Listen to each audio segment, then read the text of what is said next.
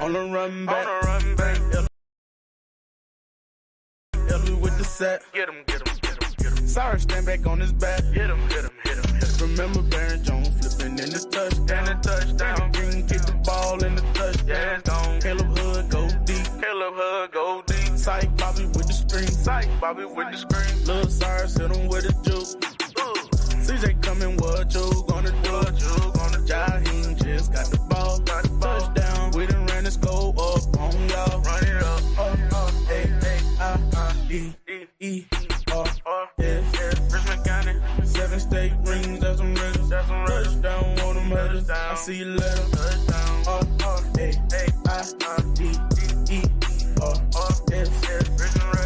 7 state rings, that's some riddles. Touchdown on them headers. I see you later. Richmond County stand up. Go ahead and throw your green up. Richmond County stand up. Everybody go and throw that gold up. Take the show on the road. Beat everybody. Big plays all day. Beat everybody. Send them all home. Beat everybody. Big hits, don't quit. Beat everybody. I'm in my own zone. I'm in my own home. I'm in my own zone. Yeah. A-I-D-E-R-S. Richmond County. 7 state rings, that's some riddles. Touchdown on them headers.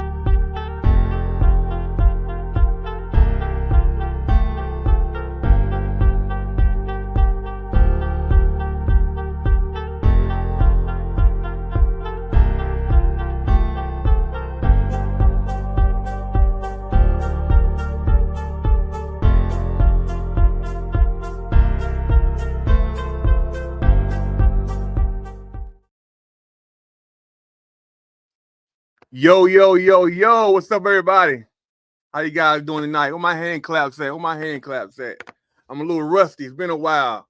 How you guys been doing this past couple months? You ain't seen me? Me or Kev? What my hand claps at? It's been a while, fellas. Give me a second, all right?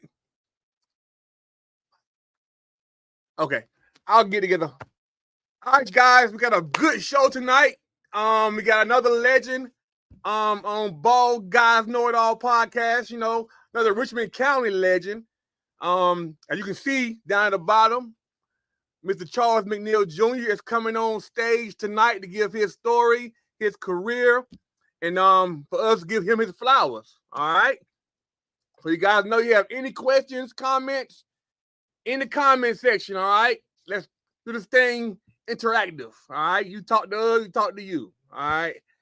What you guys been doing? I haven't seen you guys in about 2 months. I've been extremely busy. Wow, it's been a crazy 2 months. Opened up a restaurant called Grill 415.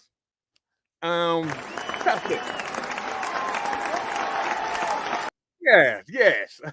We're located in Rockingham. It's 415 South Long Drive across from Purdue. All right.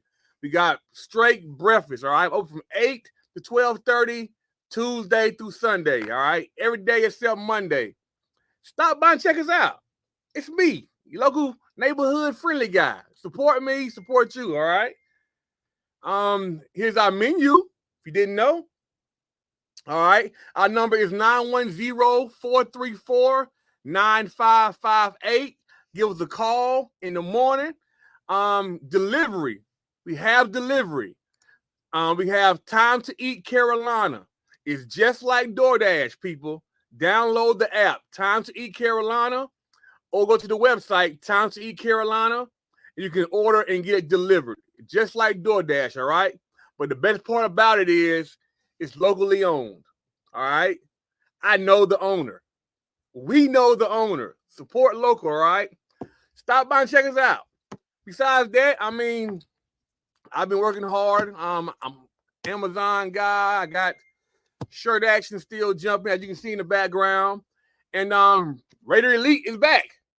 I tried to let it go. I tried to move on. I tried to retire. I got so much going on in life. But they want to do it. So we're still trying to do it. Right now we need about 4 or 5 more 7 or 8-year-olds. Okay, so if we know any 7 or 8-year-olds, get at me. All right, dogs, dogs. Now the puppies, I take them, but we want the dogs. Okay, no problem. Puppies, come on, let's train you up, but I want the dogs. But everybody's welcome though. Everybody's welcome. All right, but tonight we have Raider legend Charles McNeil Jr. Okay, guys, in the comments, I need all your questions. I need all your information, all your love, all your flowers. We're gonna have a good time. We're gonna talk. We're gonna enjoy each other. And that's about it. Richmond County. Let's love, please. Love. Let's all get along. Let's have a great time. Raiders season is coming back. Shout out to the Raiders. I was at the midnight thing last night. They had practice. Shout out to Coach Brad Benson. That was a cool experience for the kids to be on the main field under the lights doing practice. I'm looking forward to a great season. We got a rough schedule, but Lord willing, we'll be all right. Bringing that green and gold back to where we should be at. We've always been at, all right? Fans, come to the games. All right. But, okay, get this thing started, man. I am so happy to introduce this guy right here, man. He's one of the guys that I watched growing up do his thing on the field and just, showcase his talents. Very known guy around here for what he did for the county. I believe he's a 2-time state champ. Ain't many of those out there. So salute. So right now I'm gonna get these claps going on, and we're gonna introduce our guest tonight, Mr. Charles McNeil Jr. What's up, my guy?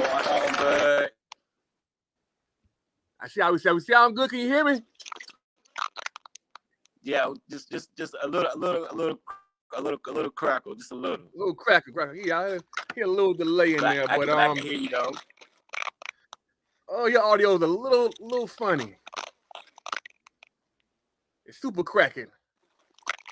But either way, man, tell the folks how you been doing, man. Talk to them. Bro, I've been doing good, man. I've been doing good, bro. Just got back into the gym, man, after about a 2-year hiatus. Thank God, boy, working out is a lot like riding a bike, man. That muscle memory. So I'm starting to feel good again, man, as far as body wise, man. Worked out my whole life, 9th grade up until through college, and man, when you ain't got to, you won't. Yeah, and then life started lifing. Oh, for sure. Life started lifing. 23-year-old and a 7-year-old. That'll do it. Oh man, ooh, big gap. It's a big gap. So for the folks that don't know you, man, tell them who you are, where you from. For sure, bro. Charles McNeil. Went to high school here at Richmond Senior High, bro. My people's own the local business here in Rockingham, McNeil Funeral Home, which is what I'm currently doing. My wife. So tell me, are you a Hamlet guy, Rockingham guy, Ellaby guy? Where you grow up at?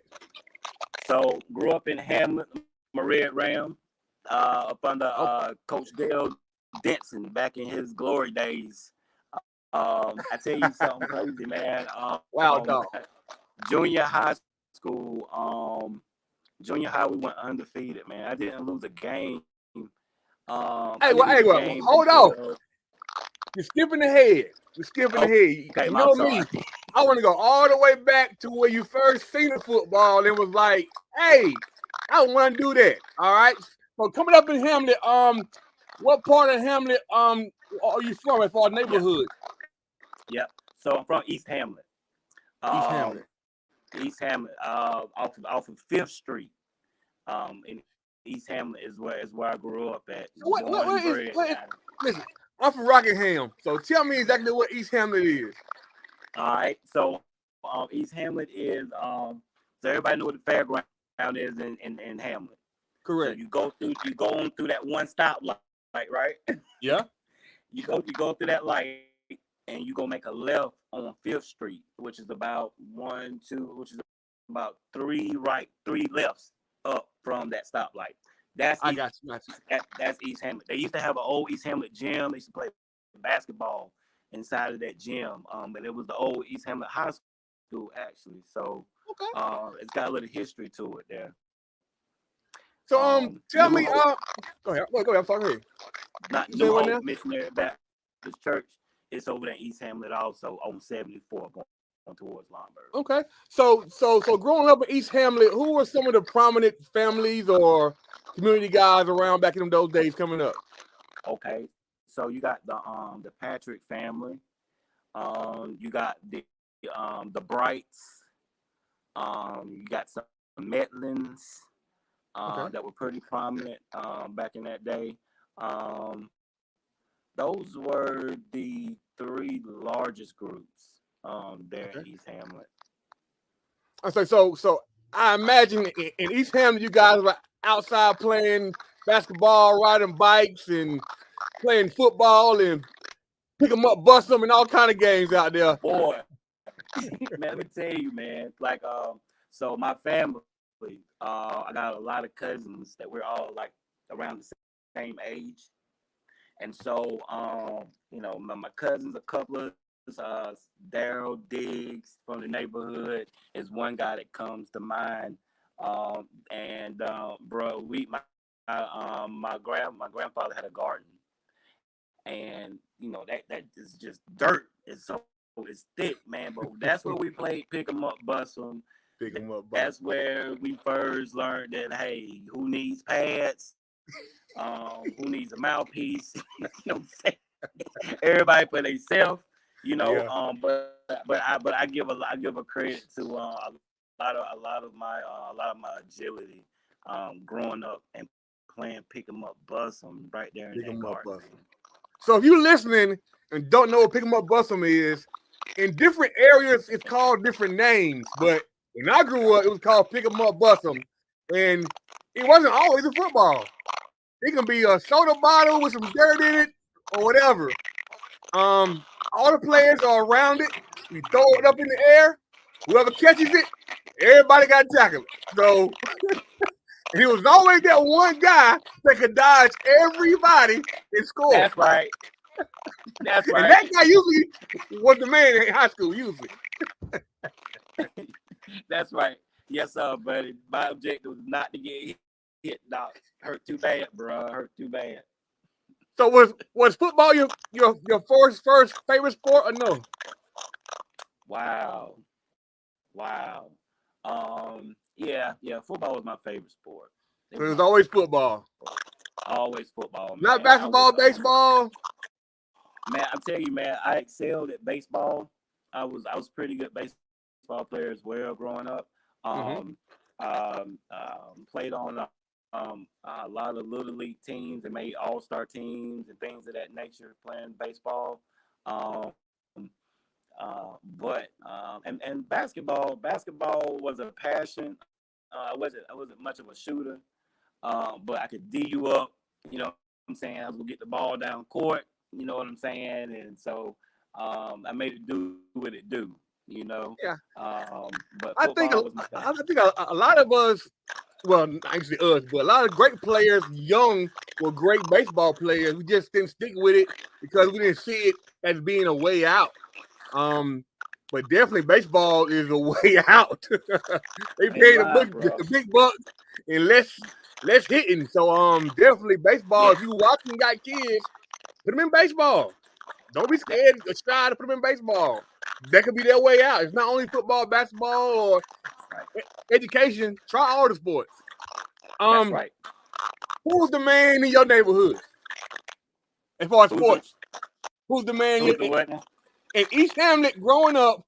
Who was the man in your neighborhood? Let's say a little older than you, and then your age range. Right. So I'm gonna have to say it would have to probably have been my cousin Corey Dawkins. He played. Corey Dawkins. back in No, the Corey, 80s. Yeah, Corey. And knowing that he played and seeing him get those championship rings when I was 8, 9, 10 years old, man, looking at them rings, man, and going out there watching them practice.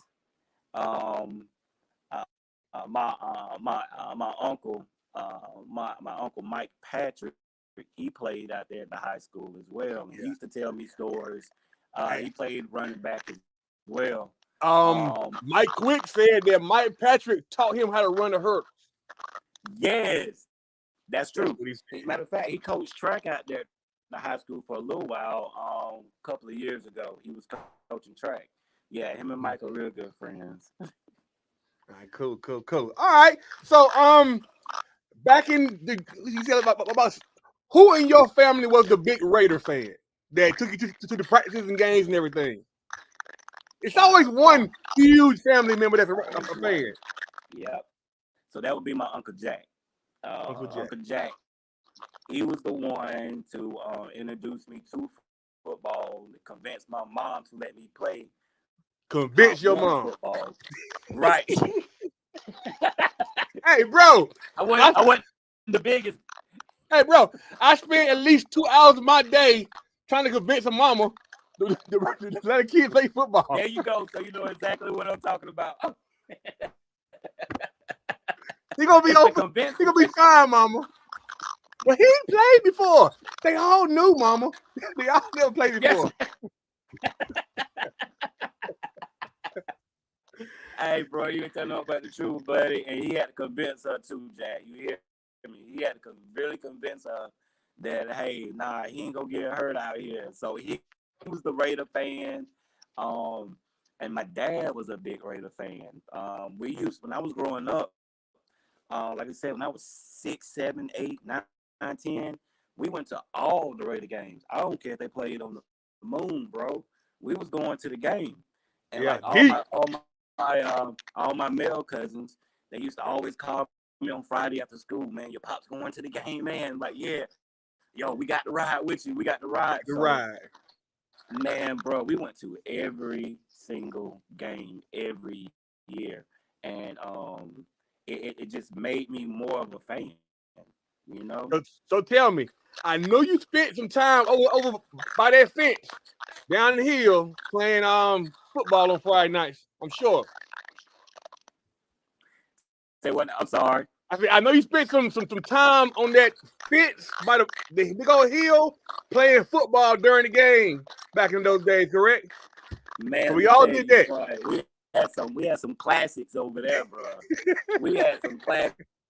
You know, that was whenever everybody was able to walk around the ballpark, the field, correct, and everything, walk around. And man, now we had some, and it's crazy because some of those same guys I wound up being state champion with. Yeah, crazy, man. And it's crazy how it starts. You know, I tell folks all the time. You know, our program, Raider Elite, man, it's where it starts. You know, football is a dying sport for kids these days. You know, with the injuries and everything, parents are scared to bring them out there. But if you don't get started early, you are at a disadvantage because everybody else can start early. I agree. I was about 6. I was about 6 whenever I got started, man, with Pop Warner football there in Hamlet. He said Pop Warner at 6. Yeah, at 6, bro. At 6. Y'all was traveling at 6. Wow. Who was running that league back then, or that program? So his name was Wilbur Snipes. Wilbur Snipes. He used to run. Yeah, he used to run the Hamlet gym, and bro, and this was back in like the early 90s. We were riding trailway buses, taking trailway buses to the away games, which were in Raleigh. So, bro, so it's crazy because we played at the high schools. So whenever it was time to play at Cary High School, home of the Imps, when we was young, we used to say, "Oh, we got to go play home of the Wimps," you know. So when we went to Garner, you know what I mean, we had to go to Apex. Like we used to play all these teams in Little League. And Correct. so it's crazy. Yeah, so it's crazy. One trailway bus, the cheerleaders went, the team went. We were first Southern savings and loan then, which is crazy. Gary Lovin was the head coach. Hold Gary on one Lovin time. was the head coach. Hold on. Let me some clap for Coach Love. Already. Coach Love's still around helping our football. Coach Love is a treasure who don't get enough flowers, man. I'm telling you. Yeah. For sure. Because he's still in it. That's right. Matt, let me tell you, we were ranked number 3. We had the number 3 Pop Warner team in the nation that year. My last year playing. It makes sense. We were pretty good, bro. We were pretty good. So tell me how that last year, who was on that team with you? Okay, so we had people like Mike Lindsay played. Robert Smith. Robert was the quarterback. Yeah. I think. Yeah. So those are the 2 police officers. His kid's my program. Right. Yeah. We had Both of them. but yeah. Oh, really? Okay. Mm-hmm. Who else did we have out there that I can remember? We had Greg Rush. Okay. Greg Rush. We had Chad Suggs and Jeremy Suggs, the Suggs boys. I know Chad. Okay. All right. Oh, Chad. Bro. So yeah. For sure. So you know a couple people there, Doc. Yeah. There's some old names there, bro. Claude McCray. Yeah. Jamel Boyd. Cantino. Yeah. Jamel Henry, rest in peace. Oh man. So tell me, this is what I like asking my studs.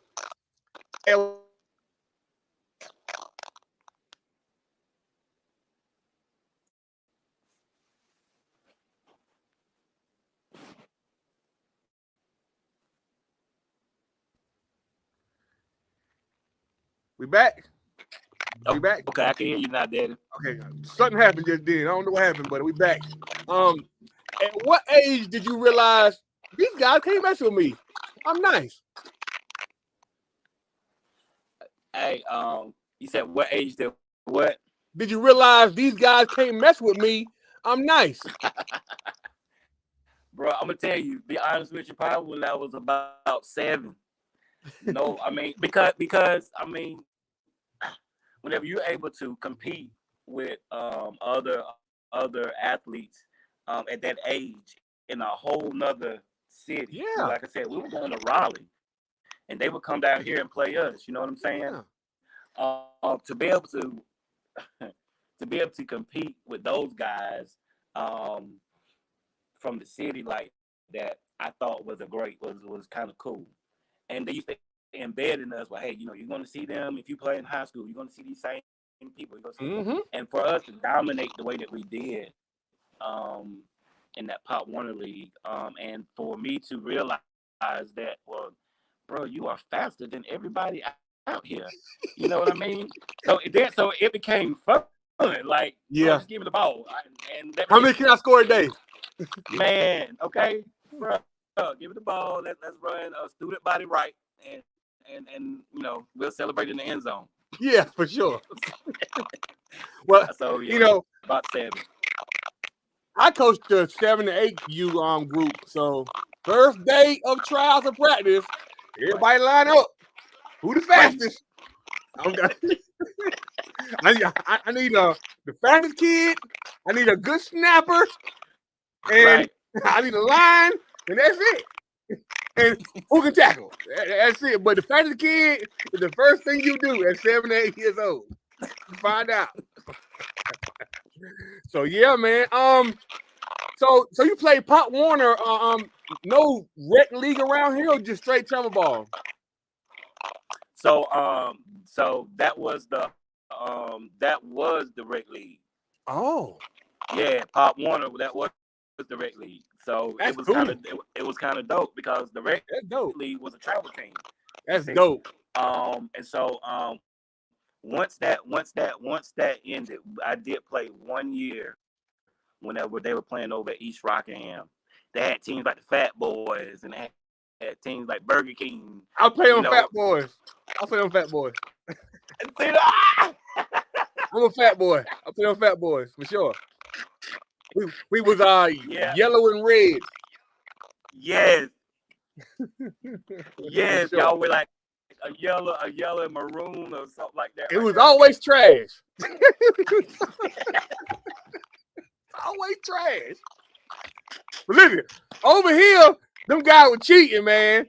They would load them teams up, them shows teams, and put all the studs on one team and just beat everybody. It was just retarded, man. Hey, now you right, bro. Now you right, especially whenever them guys from Ellaby started coming down here. All on one team.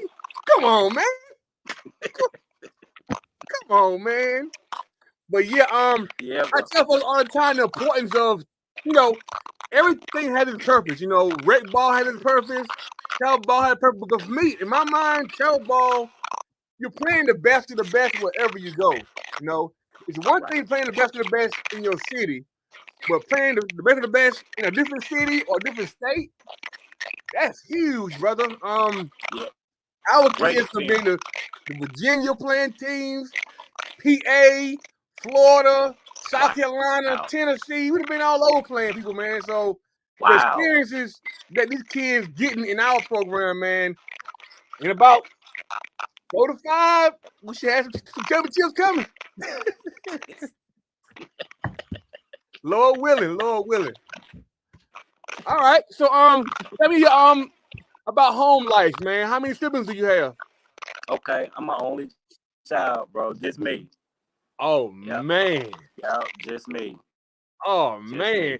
That's a good and bad thing, I guess. But you had cousins though. I'm sure. Yeah. So I had cousins that were 2 years or more older than me. But all of them graduated between between 90, 92, and I came around, graduated in 98. So we were always close. You was always playing up with them. Yep, absolutely. So did that give you where did you get that drive from to be the best? Like what motivates you to be the best? Wow, that's a great question. You know what? I'm gonna tell you what it was. When I was coming up, we had 4 junior high schools, bro. Roehampton, Ellaby, Hamlet, Rockingham. I knew that there was a potential starter once we got to the high school. It was a potential starter, at least at every position. It's 4 of us that could start because we starting at our junior highs. And so my thing was, bro, if I can be the best of the best, you know what I'm saying? Because if I'm starting, I'm one of the best. But if to be the best of the best, you have to be better than your competition. So that leads into that 21-0 record. Like whenever the decision was for me to play one more year of Pop Warner with Wilbur Snipes, or either this in 7th grade, or either to start playing for Coach Denson. And Coach Denson, man, that guy. Hey, I don't have words for this. That's a dog there. That's a dog there. Bro, I'm telling you, man. That's one of the hidden gems that folks don't know about. If you don't know, you don't know. But you know. For sure. This is a dog. He influenced me to go ahead and start playing junior high ball. He was like, basically it was time to take a step up, bro. You have dominated Pop Warner. You need to come on. You done everything you can do. Right, you know what I'm saying? Right. So he definitely crafted me and molded me at the running back position and gave me an opportunity. Okay. Um, Before we get to middle school, I want to yeah, ask you about your parents. Tell me about your mom and pop and their influence on you and what they did for a living and how did that influence you to do what you do? yeah. So my mom, she was a lab technician at Dr. Okay. McQueen's office there in Hamlet for a long time. She, man, I'm telling you, she was the one. She was the doctor at the house. She was the transportation to practice, transportation after practice. Very She was important. the chef. You know what I'm saying? She was um, she was tremendous. If it wasn't for her, I wouldn't be. She always supported, always encouraged, and I watched her work very hard, go from working Dr. McQueen's office to shift into full time with my dad at the funeral home. And so I watched her have to make a dramatic change in life and still go on. Mm-hmm. My pops, man, bro, what can I say about that joker, man? He was military. He was the town mortician. you know, Was he hard on everybody you? knew my dad. Was he hard on you? Your pops? Now, I tell you, man, my dad had one of them voices. Once he said something one time, like he wasn't. So I went, nah, it wasn't hard, bro. Nah. Gotcha. My mom was a tough lady, though. My mom was a tough lady.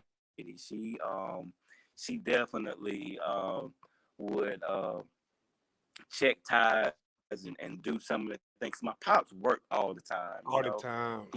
all the time, late nights. I'd be sleeping. Whenever he He'd come needed. home. Correct. Yeah. Absolutely, but he was one of my biggest supporters. You know, yeah, man. So just learning from them, their work ethic. Work They own my ethic. pop, Work to own ethic. his own business, and so watching him get up, go to work.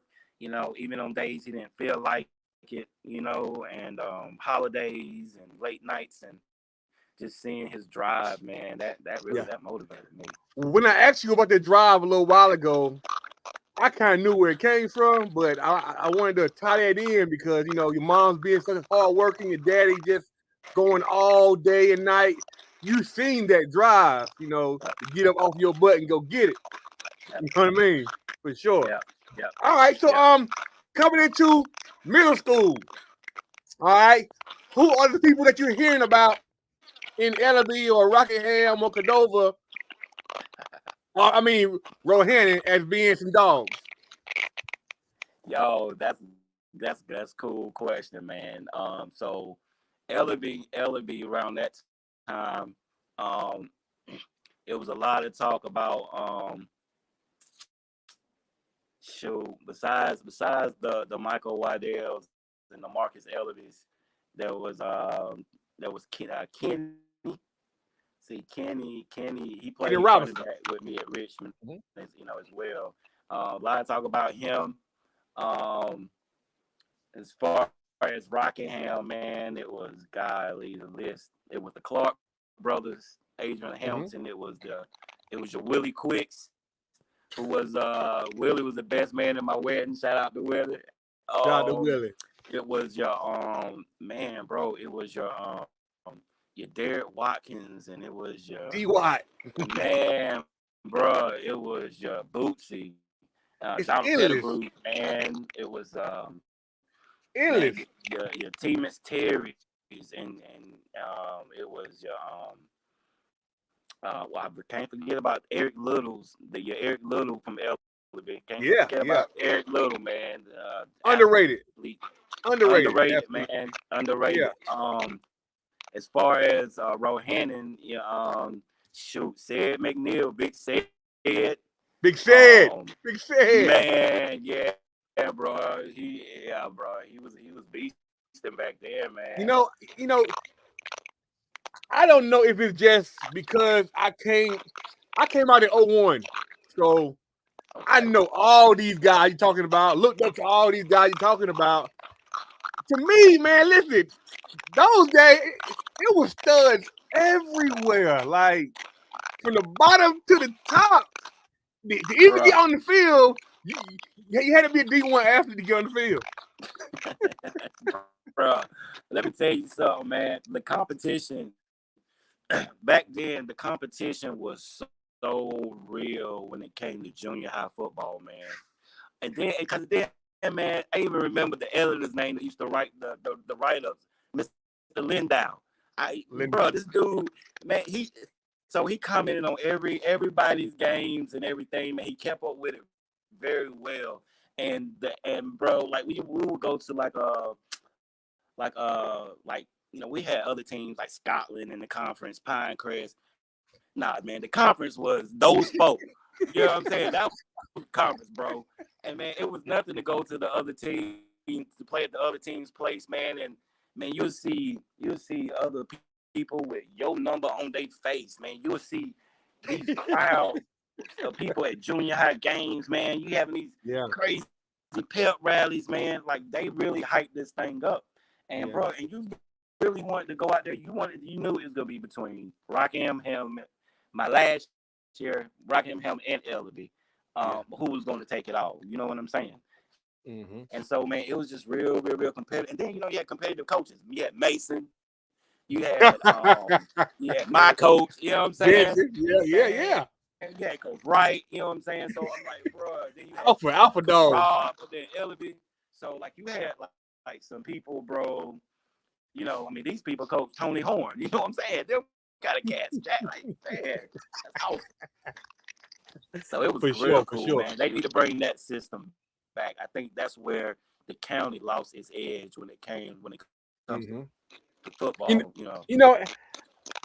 In my opinion, I'm saying this for years.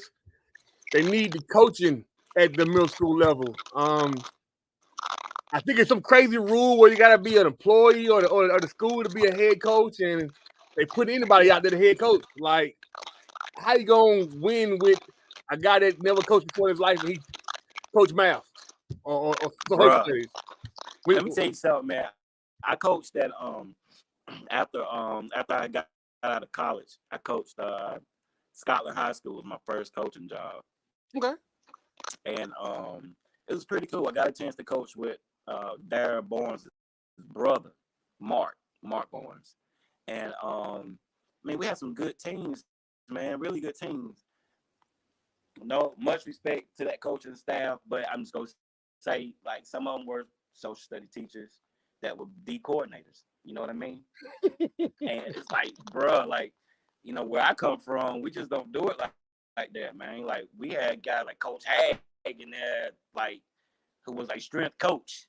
He wound up going to Carolina after the '99 season to be a strength coach.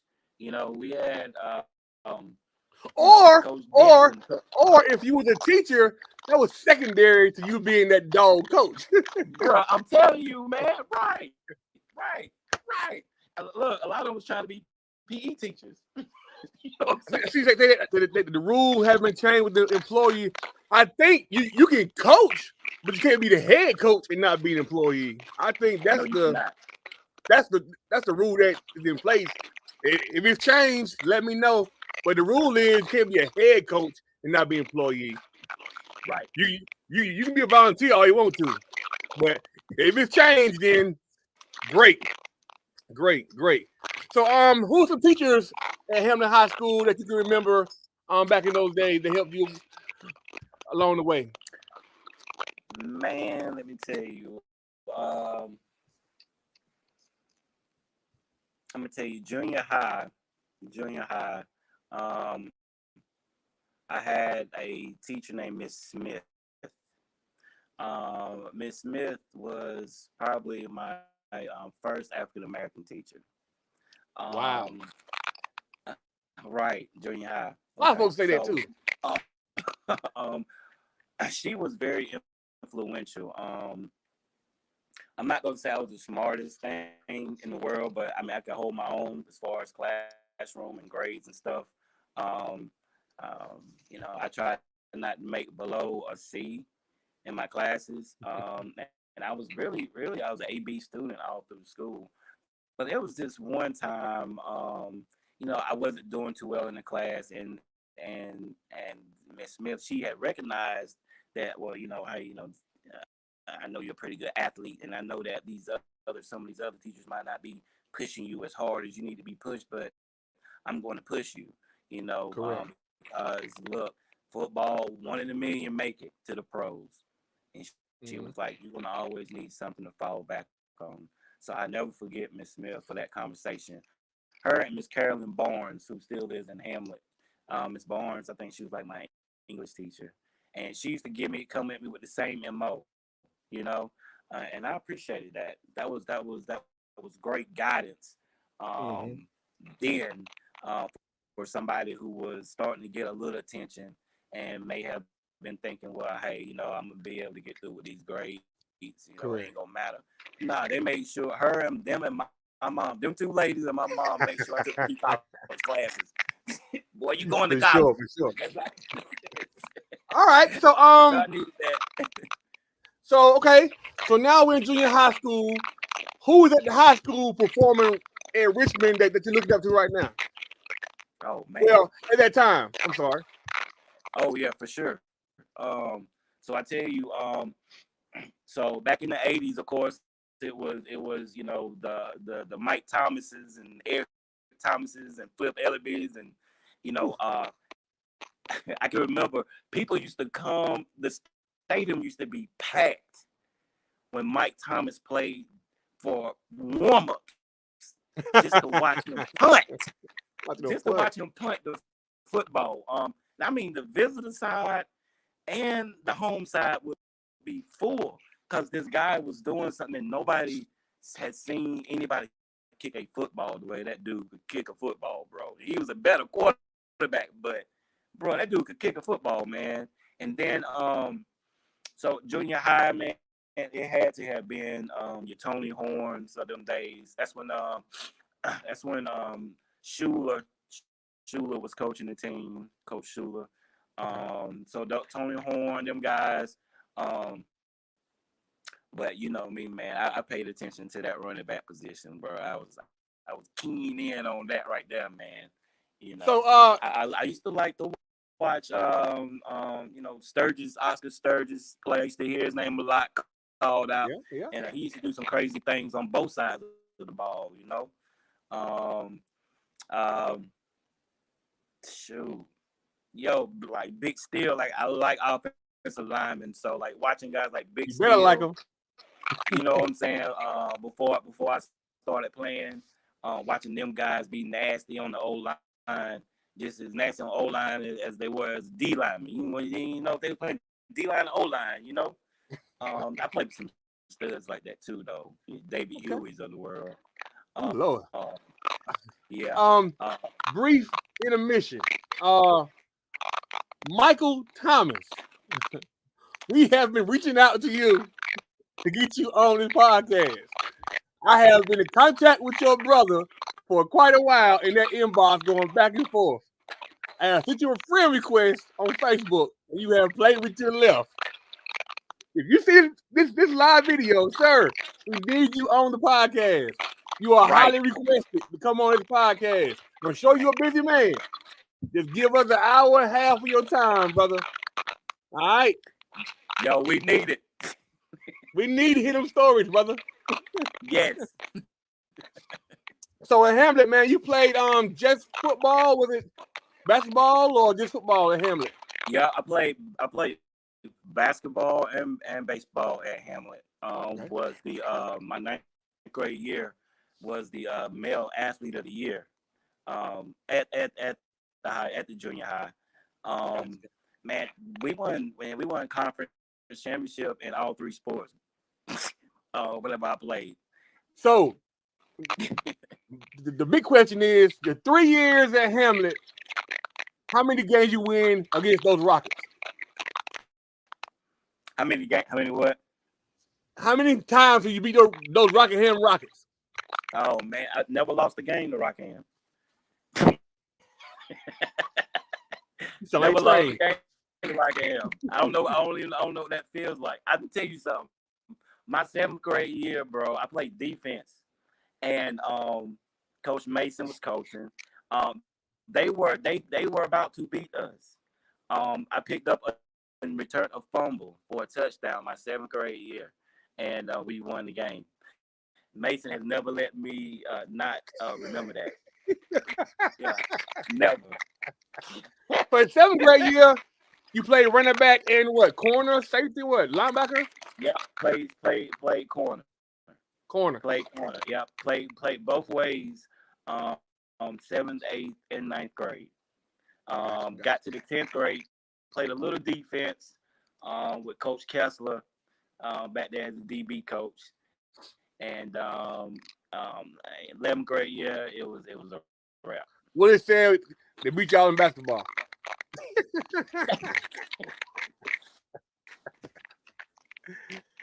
Okay, Hey, Willie, we got you. basketball, man, and Coach Antwistle, rest in peace. He was Rest in peace. he was our 9th grade coach. Darren Scott was our 7th, 8th grade coach. Coach Scott, he's a referee now. County. But man, them two guys, man, they knew basketball. I tell you that, and we were, like you said, we were good. We won the conference every year. You know, stepped on Rockingham next. Oh, come on now. Come on. Yeah, man. And they had some studs, man. Your Ronald Covingtons and Willie Quick and them tall guys, man. It wasn't no match for our athleticism. You know, we were too athletic, man. I got you. So let's see. We at Hammer Junior High School. Okay. Was you just naturally gifted? Did you work on your craft at the house, any, or just show up and just turn it on? Yeah. I tell you, that's a good question, bro. I was always interested in sport. Always like during field day, right? Like when you in middle school and you have field day. Mm-hmm. And, so I'm signed up for all the running events, and and you sign up for these running events, man, and you out here and you out running your peers, and you start getting those little blue ribbons, say first place. At a young age, that does a lot for your ego. Correct. And that just made me want to achieve more. Started playing, like I said, Pop One, start getting trophies. That was my motivation. Trophy, yeah. Like, yeah, let me see. I have, man, my trophy case at my mom's house is outrageous. But because I became obsessed with trying to be the best, Mm-hmm. and that. Okay, so what is it about the running back position that you love so much? Oh man, it would have to be whenever I realized who Barry Sanders was. Barry Sanders, right? Here was this guy who was undersized, man, who was making grown men look like children, And I said, well, it's kind of hard for a big man to tackle a little man in a small space. Mm-hmm. And so after I got over the fear of, this doesn't hurt when they tackle me. It doesn't hurt, yes. That was my biggest influence. My dad was a avid NFL watcher. We was gonna watch football. He was a Redskin fan, so am I. Never be a Commander. But watching him play inspired me because I was undersized as well, and I had a knack of being able to elude people that were trying to tackle me. That's that pick 'em up, bust 'em in you. That's that pick 'em up, bust 'em coming back in me. Exactly. Exactly. That pick 'em up, bust 'em. Bro, now if I realized that and realized that usually, people are either you're fast on the football field or you're faster on the track. I was faster on the football field than I was on the track. It's definitely two different kinds of speeds: track speed and football speed. Definitely. Yes. Folks say don't believe it, but it's definitely believable. Some guys can go in there and run a 4.7, but during that game time, he ran a 4.3. It's my behind. Bro, that was me. You will leave me on the track. I can't. You'll leave me on the track because you get me out there on that football field with some spikes on, and bro, it's only popping between the lines. Sure. So yeah, man, definitely Barry Sanders, man, biggest influence, bro. And then I have to say this: watching Flip Ellerby back in the '80s, man, watching him and Mike run that option, man, was like, bruh, that was the most beautiful thing, bruh, you ever seen. Cuz pick your poison, man. Pick your poison. Pick your poison, man. And then they hit you up in the middle with Wendell Wells, man. And I mean, hey, what you gonna do? What you gonna do? All right, these days, I see kids out here doing all this training, and I don't knock the training, but I think it can be a little too much training. But I know back in them days, guys were just naturally talented. I wonder if the training today was back then, how much further along would the athletes have been? Because you guys were just naturally talented. It wasn't training every day to get better. You know what I'm saying? So I don't know if training good or bad, because I see you guys just come up and just do it instead of putting all the work in at the house or whatever. But I don't know. I tell you, save your body or train. I don't know. Right. I tell you, one of the biggest things that was harped on whenever I was playing ball was BFS, bigger, faster, and stronger. Mm-hmm. We were going to be bigger, we were going to be faster, and we was going to be stronger. I know plyo wrestling was very big back in our time. Plyos. Damn. There it is. Plyos was huge back in our days. That's it, bro. Those plyos, man. Those plyos brought out the competitiveness in everybody, because you might not have been the best athlete on the field, but you go in the gym and we start doing them plyos, bro. And bro, I can't get over that box that you just leaping over like it's nothing. Like, bro, you know what I'm saying? You know what I'm saying? We trying to throw that medicine ball across the gym or something like that. Who can throw it the furthest? Those coaches, man, they found a way to bring out the competitive spirit in all of us. Yeah. No matter if you was considered quote unquote the weakest link or not, you was out there competing, and you was out there getting doubt from the people that were, gonna be starting every day. So it created a camaraderie that, that takes that what it takes to make a team. Nobody hated on nobody. I'm gonna tell you a funny story, man. Not my ninth grade year, I was playing baseball at the time. Shortstop. They would center field and pitcher. Field, fast guys. Okay, I got center field and pitcher, baby. Lead off hitter. Coach Jorgensen. But they would send a bus from the high school to the junior highs to pick all the guys up that was going to play football. Okay?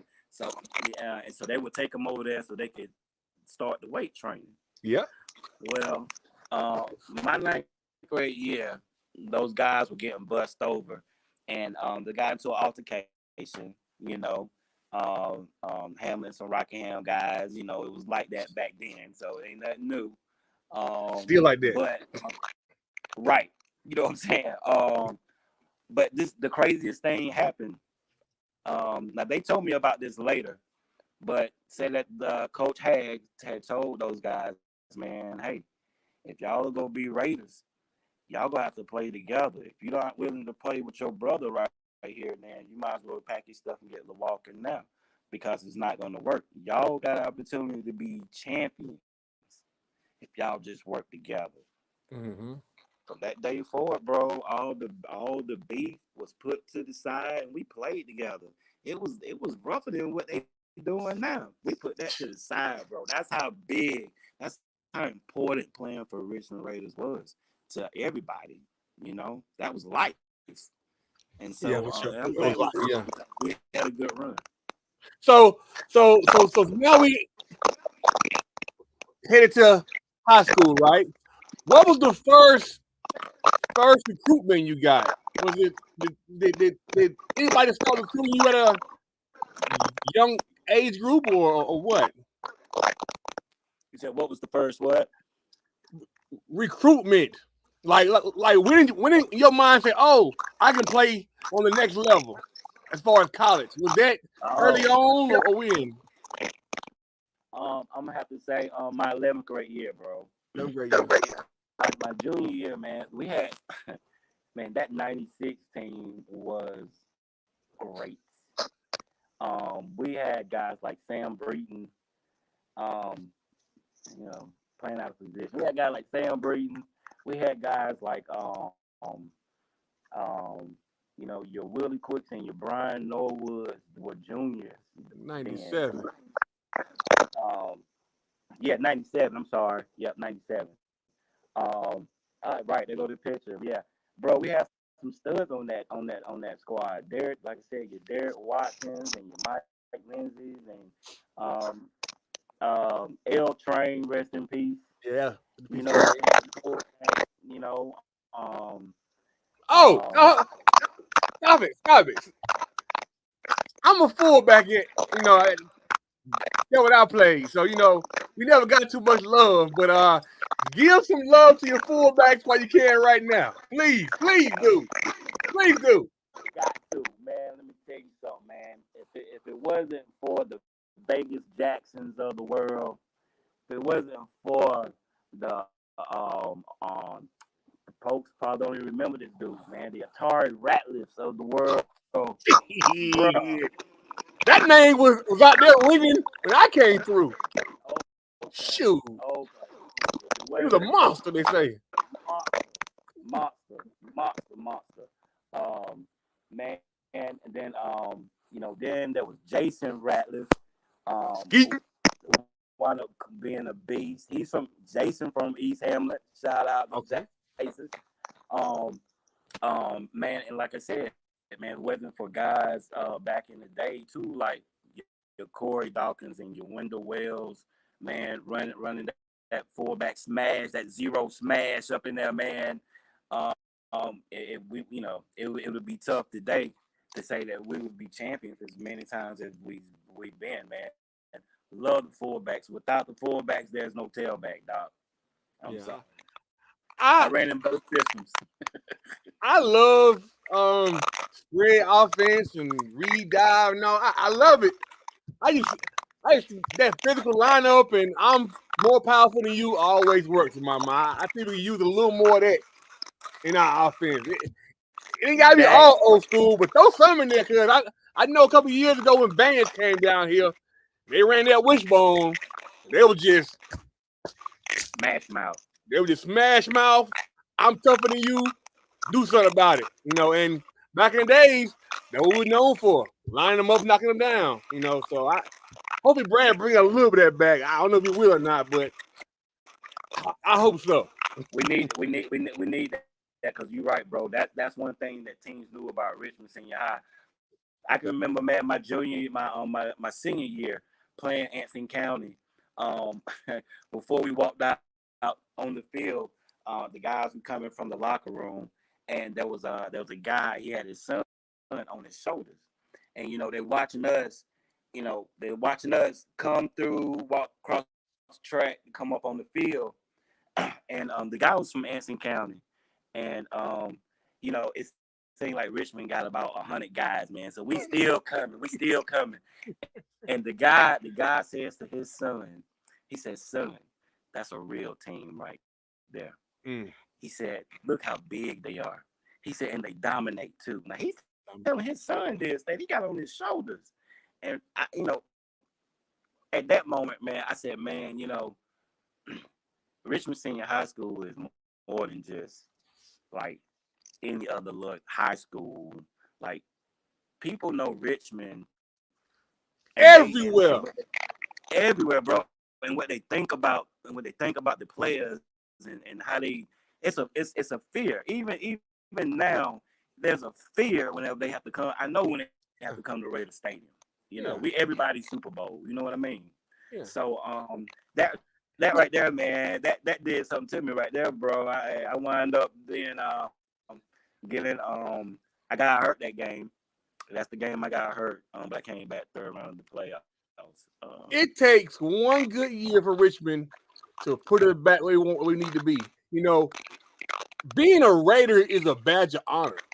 I don't care if you played or you didn't play. You came to Richmond, you went through that school, it's a badge of honor. You can go to anywhere. Charlotte, Greensboro, South Carolina, Virginia, Tennessee, and say you from Richmond County, and they know exactly where you from. And the respect level going to be there, or they're going to talk junk. But either way, it's a respect level. Yeah. Either way, especially in Charlotte, though. They can't stand us. Especially in Charlotte, they rough. Man, let me tell you something, bro. My senior year when we won the state, we had to beat, and they were ranked higher than us going into it. We had to beat West Charlotte twice, regular season and playoff. We had to beat Douglasburg twice, regular season and state championship. And we had to beat Scotland twice, regular season and playoffs, bro. Tell me about Scotland games, brother. Oh, are you even more pumped during Scotland games back then, or it was just a regular game? Nah, boy. Scotland. If you couldn't get up for a Scotland County game, you ain't have a post, bro. You ain't have a post, man. If you wasn't getting butterflies before the game, bro. The next rival to that became the West Charlotte. The West Charlotte, yeah. But, the Scotland game, man, it was I tell you what, the way that we were coached, it was a game that we never looked forward to or anticipated. You know what I'm saying? They always kept us level-headed. You know, we never looked forward to that. You know, whenever that week came, then, you know, coach might, you know, have, you know, another player's number on a dummy, and he'd say it better not be standing. Like, every time you see it stay, somebody better gonna knock it down. Like, it became that kind of week. You know what I mean? And bro, the coaches, I had a coach to tell me, man, he said, you know, the brightest stars shine on the biggest stage. You know what I mean? That was the biggest stage, because that we knew that we were gonna go to Scotland County to the skating ring, that we were gonna have to hit if we went down there from them boys, and we knew that they was gonna come up here to some of our stuff. And like, bro, we just knew that our families worked in Scotland County. Yeah. Our cousins hung with people from Scotland County. So we had to carry that, man. There's no way we was gonna lose to them, bro. No way. So at Richmond, who was your running back coach? Dale Denson. Dale Denson again. Let me tell you, my ninth grade year, he told me. He left, came with you. He left. Yeah, that's what he said. He said this group, he's talking about like from the 4 junior high group. He said, y'all go win a state championship. Yeah. He said that to me in my ninth grade year. He said, y'all go win a state. Yeah. And so, hey, ninth grade, man, he came on up, moved on up to 10th grade to the high school. That's wild. Crazy. I think I met Denson. I was at Leak Street, alternative school, troubled child, stayed in trouble. And he was our PE coach at Leak Street. Wow. Yeah, I remember one day, you know, I was a great athlete, you know what I mean? And one day I look up and I think I was in the 8th grade at this point, or 8th grade, something like that. And Coach Barnes is at Leak Street. I'm like, what the hell you doing with these badass kids for?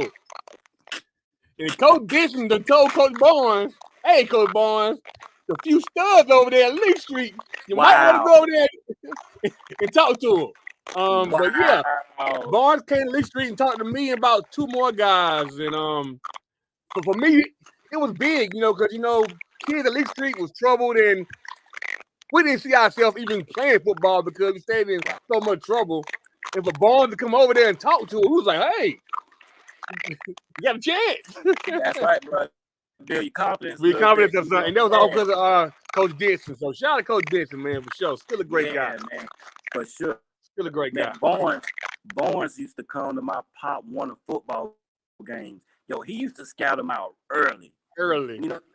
He knew early what he was going to have in a couple more years coming to the high school.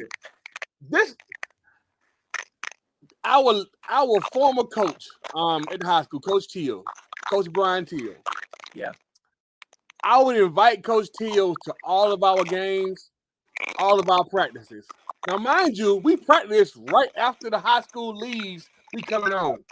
Like, we're watching them practice. They leave, and then we start.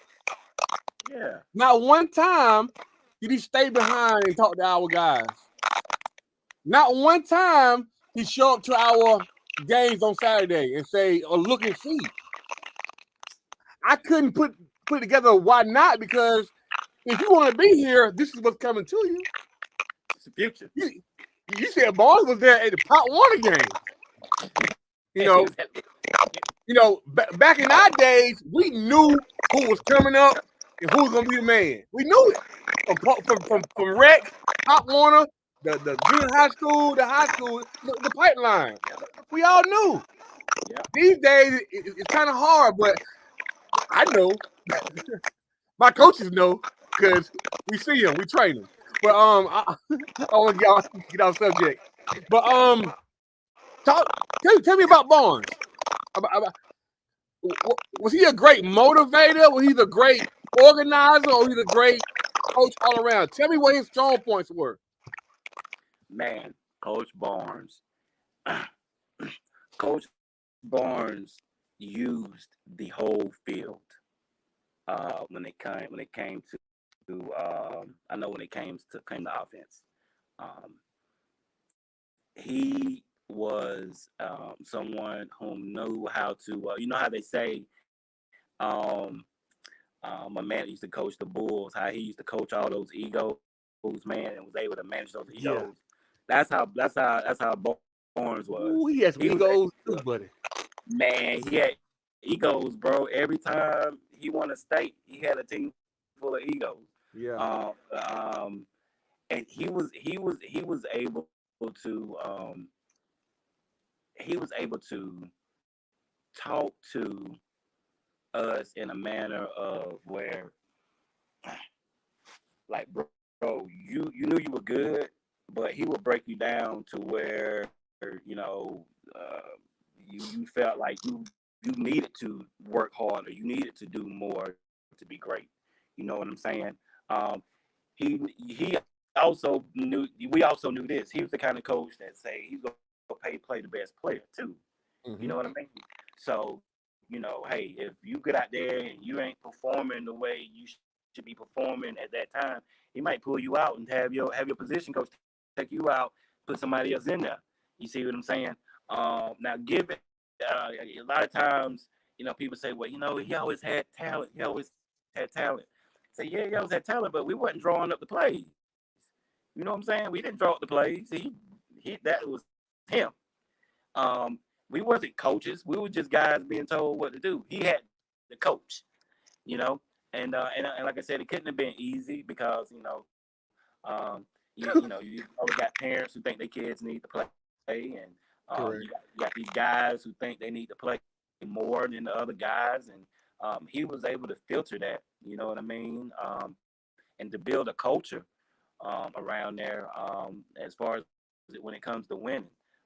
Very intelligent, a very intelligent guy. So him coaching, it just transferred to him coaching to on the field, and made us better athletes because of it. Like I said, he allowed for Coach Hag to be all in as far as the strength and conditioning program, where he didn't have much. We had a mean program. Yeah, mean. We had a mean weightlifting program. Mean. Mean. Like the boys on steroids, man.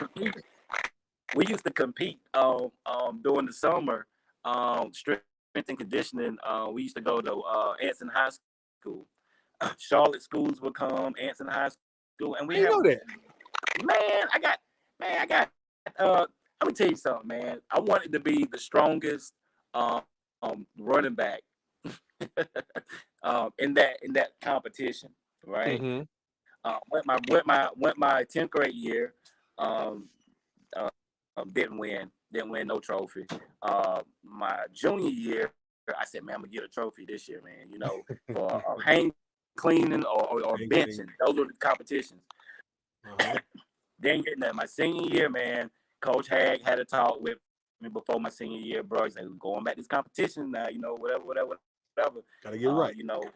Yeah, man, you gotta get right, man. If you go, lead this conference, at the tailback position. Wind up getting a hang clean trophy from the conference. But there, man, you get a chance to see, who is the strongest, like from these schools, in these positions. Like that, boy. I tell you, boy, hey, boy, where Charlotte gonna be strong this year, boy. You see how them linebackers look over there? Like it was that kind of thing, man. And that was another way that I think we had an advantage because whenever Richmond came, we were a big ticket when Richmond came for that weightlifting meet. You know what I mean? Mm-hmm. I remember. I don't know. It could be still there, but when I came through, you had the top raters and you had the top 5 in each category and by weight. Yep. So yeah, Iron Raider and all that stuff. I don't know if it's still there or not, but I know back then we were trying to get on that board. Trying to get on that day on board. Trying to get on that board. I know when I was there. I was on 2 boards. I was on the hang clean board. I was on the 40 board. Boy, you was a stud. I was a bad kid. Bad kid. I think I was taking like 335 my senior year, hang cleaning. But yeah, man. The culture back then was just, it felt like the whole town, the whole county was behind you, pushing you. You couldn't go nowhere without hearing about Raider football. Kind of like basketball was this season. But the past 2 seasons, in my opinion, basketball has carried the county as far as notoriety the past few years. So shout out to Boosie and Teddy and their programs for giving us something that we hadn't had in a while. You know what I mean? So, but I hope that with Brad coming back and him being from that time, we get that same feeling back. Speaking on Barnes, I think Barnes was a great organizer. People don't understand how hard it is to be organized and how hard it is to organize men. It's hard to get everybody on the same page with the same goal in mind. But I think one of Barnes' greatest attributes is he was an organizer, planner, preparer. And each week you had goals, you had scouting reports. It was like an NFL. And I wasn't even there all the time, but when I was there, I was amazed by what I seen. You know what I mean? Absolutely. Tell them about the pre-speeches before the game. Oh man, I only got to say one name, bro. Leon Hope. Leon Hope. That's all I got to say, bro. Leon Hope. Bro, this dude, man, Coach Hope would have some of them dudes crying before the game, bro. I can remember one guy, man, and Kelvin Brown. Shout out to Kelvin. Kelvin, man, this guy, man, anytime he heard Coach Hope speak, cause it was that mad dog was coming out of him. Nobody did pregame like Coach Hope. It was. I heard this do one time too. About a dog coming off the porch or something like that. He was number 2 to Hope. This had a good one too now. Hey, bro, let me tell you, man. Let me tell you something funny. He tried to get a similar speech. Whenever me and him coached at Scotland High School together. he tried to get that same speech similar to some of those kids down there, bro. Not same results at all. The Mad Dog is the Mad Dog. Hey, bro, the Mad Dog don't travel. Hey, I tell you all the time, Scotland County is different. They different down there, man. They different, bro. They different, bro. My pops from down there. I got family down there. So, hey, much respect. But when it comes to this football thing, it's a little different, bro. It's different. It is. It's different. It's different. For sure. So tell me somebody who you came up with that was just a stud muffin machine that never made it to y'all level because of whatever reason or not, but that was a great athlete. Atari Ratliff. Tory Rattler. He the one. Atari Ratliff. That boy, I'm saying, man, that dude could have been he could have been a baseball star, he could have been a football star, he could have been a wrestling star. I believe if the dude wanted to play golf, he could have played golf. Mm-hmm. He's a tremendous athlete from when I met him in junior high. They used to call us the Bash Brothers. We used to compete with who could hit the ball the furthest out of Hamlet Junior High baseball park during the games and stuff. But he was just always country big, you know what I mean? Country strong. Just out of this world, man. And some things went on, man, and he didn't get a chance to finish his career at the high school. But that is the one single guy who pops in my mind. Cool. And I believe if Brian Norwood would have stuck with basketball as well, he would have been a great back. He would have been like another Julius Peppers. Yeah, Peppers. Is how he could have been. Brian Norwood was bigger than life. Where Brian Norwood from? Is Hamilton? Originally from New York. Okay. And then and his folks, they moved down here to Hamlet, and so me and him went to junior high school together. Okay. He dominated junior high. He wasn't feeling basketball, man. We was in practice. We had to do suicides. He went down, came back, went down, and when he came back, he kept going. And that was his basketball career. Now he left the gym. he left the gym. But football was his thing, man. And his senior year, he got Gatorade Defensive Player of the Year in the state. That's amazing. Man, bro, he was the first one that I ever seen get a letter from Notre Dame, and Clemson and teams like that there at the high school. Obviously, he wasn't the first because guys go on to these D1 schools, but I ain't never seen a Notre Dame letter before in my life, and until that dude, man. And he was tremendous, man. We went to a Tennessee. Me and him and some more guys went to a Tennessee camp before my senior year started. Down at UT, got a chance to meet guys like Peyton Manning and all those guys were there. It was their senior year. Leonard Little, some guys, and he showed out. Like he was, well, all of us showed out, but he was like the stud at that thing, man. Yeah. Like everybody wanted Norwood. Everybody wanted Norwood. That was up. Let's see. Tell me how crowded was that running back room coming through your time at Richmond? You said how was the running back room? How crowded was that running back room? Oh, bro, very, very. Like I said, bro, we have, you got 4 potential starters at every position. So you had them 4 plus the guys that were the backups. So we're looking about 6, 7 deep. And really, any of us capable, of doing what we did because our old line was just that good, bro. Like if you couldn't run through them holes, man, then. So who was some of your linemen? So there was David Huey, who started on the line. Um, there was Mr. Jones. Mr. Jones, he played he played right guard. He was a junior. David Huey, he was a senior. There was You said Big David Sid. Big Sid. Yep, now Big Sid senior year, he played D line his senior year. Okay. He played O line. um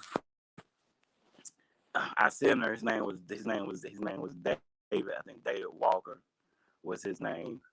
Played center.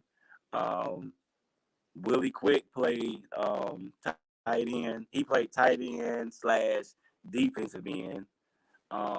Willie was a great tight end. Right in. Yeah, man. He reminded me of Oscar Sturgis when he played a little bit tight end at Richmond. I got a funny David Hewitt story. Well, Oh man, what? probably funny to y'all, not as funny to me. So I think David was a senior that year, so I had to be a freshman, ninth grade or whatever. And it was during summer workouts or whatnot. Like I said, back then I was a wild, loose cannon. Mouth was just running. I had no idea who the man was. So we lifting weights in the weight room one day, and somehow we get into it. So I'm scared to death, but I'm not gonna show you I'm scared to death. Do that. So winds up, the dude reaches back and punches me in my daggone mouth, and he had a state championship ring on. So I go falling over the daggone the weight bench. Hey, I was going to sleep, but I know everybody watching, so I got to get up. So I get up. Listen, I get up. Everybody holding me back. I'm like, let me go. The whole time I'm like, no, don't let me go. Right. I don't want no more of that. But at this point, he was a monster. I was about 200 pounds. He was a monster back then. And he was a big man. That is a hilarious story. Listen, I still got the mark right here. State championship ring, the diamond part. Yes, sir. That ring right there, yeah. It got me good, man. But yeah, I saw him years later at college, and we all made up or whatnot, though. But that dude was a monster, man. Yeah, he was, man. And the crazy part is, for him to be a starter on the O line, he also started at middle linebacker for us. He was a linebacker, yeah. Yeah. I didn't know he played line. I just know he was a linebacker, though. Yeah, he was a linebacker. Started on the O line and linebacker his senior year. Had about 2 interceptions that he returned from the linebacker position. They got a little speed on him. Was a monster. I can tell you for sure. Okay, so tell me how it felt on Friday nights under them lights, smelling that grass, rubbing that rock coming on that field. Tell me the feeling. I'm sure you still got it in you somewhere, but tell me the feeling that you guys had back in them days. Bro, that I get goosebumps just thinking about it. There is no feeling. Even when I went to college and played, there is no feeling like running out on Friday night up under those lights, rubbing that rock, man, and then hearing that gun go off. Cause it was a college. To me, it felt like a college type of thing, to be a player, not as a fan, but just to be a player. Like it doesn't get any better than this. And when I got to college, I'm like, well, okay, this is cool. You know what I'm saying? But man, when we was in high school, man, let me tell you, it's just, bro, you playing in front of your family, your friends. Sometimes you're playing against your family on the other side. That Friday night, knowing that the whole town done shut down, knowing that, man, people in the community, especially, the men, been talking junk, man, what y'all gonna do this week, man? Y'all might lose this week, or, just talking that junk, man. And man, the feeling of everybody, the community just coming together, supporting the football team, man. It was tremendous. It was a feeling that I probably won't get back again in my life. You know what I mean? And at that time, you're young, you're athletic, and you're jumping around, man, and you're doing this with people that will wind up being your friend for a lifetime.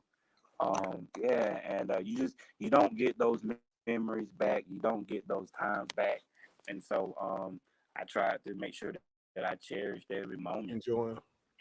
All right. As a running back, I always ask my running back this: when you get that ball, or when the ball is snapped, does the crowd just go silent until the play is over, or can you hear the crowd while the play is going? Wow. So I can hear the crowd while the play is going. Even if I had made some sort of juke move, I could hear the crowd saying, "Ooh." Ooh. That would just make me, bro. I was ready then, cuz. Ooh, yeah. I can remember, man. I can remember running down. It was a home game. I was running down the sideline against Pinecrest, and I could literally hear the coach say, one of the coaches on their sideline say, "Damn, that joker fast." Like when I went back here, the coach say, "Damn, that joker fast." And like, man, they don't know, boy. That was gas. That's all I needed right there. That was gas. And and I'm gonna tell you something else that may sound crazy, but it might not sound crazy to you because you're a football guy. I knew that the coaches were gonna be exchanging film the next day, right? So I wanted the other coach when he showed his other coaches this tape before he showed his guys. I wanted them to say, "This guy here's gonna be a problem. Number 21, he's gonna be a problem. Coach, watch this. Look at that, coach. What we gonna do about that?" I wanted to be that guy, bro. You want to be on the board. Hey, fellas, this is the guy we got to worry about this Friday, right here. This number right here. That's right, bro. That's sure. the attitude that I took on. And so, on Friday night, I could see it. Like, we're doing warm-ups, you know what I mean? I'm looking at some of them DBs and some of them guys. And, bro, they sitting there with their arms folded, just staring at me. You know what I'm saying? I'm like, yeah, boy, coach told him about it, boy. And then to get out there and then to still break their back, bro. Oh, man. Yeah. Bro, it ain't no better feeling in the world as an athlete, bro, to show your dominance, and they know what's coming. So tell me your most favorite game at Richmond. My most what? I'm sorry. Your most favorite game you had as a Raider. My most memorable game as a Raider. Or favorite. I'm gonna have to say my most memorable game would have to have been this was part of the state championship game, and I tell you why. Like I said, my senior year, I broke my fibula and my tibia. I fractured it. I came back third round of the playoffs. The West Charlotte game. If it wasn't for Michael Waddell, we probably wouldn't have made it out of there. We played it at home, but dude had like some kickoff returns. You know what I mean? Punt returns. Like he was everywhere that night. You know what I mean? Probably one of the best athletes that ever come out of Richmond. Easily. Probably easily. Easy, bro. Easy. Dude was not from this planet. But listen, I think y'all being around each other in the same room, the same field, it heightened everybody. everybody. It made everybody even better. Bruh, that's exactly what it did. That's how that's how much talent we had on that squad, man. And they showed it and went back and repeated, the next year. But that championship game, to be able to come in and be able to be the last one to score. Uh, uh, my senior year, be the last one to score that game. I had on a soccer shin guard, so I had to play the whole game with a soccer shin guard on, and man, scored 2 touchdowns and an extra point to finish my career, man. It was, bro. I mean, Go out on top. like destiny, man.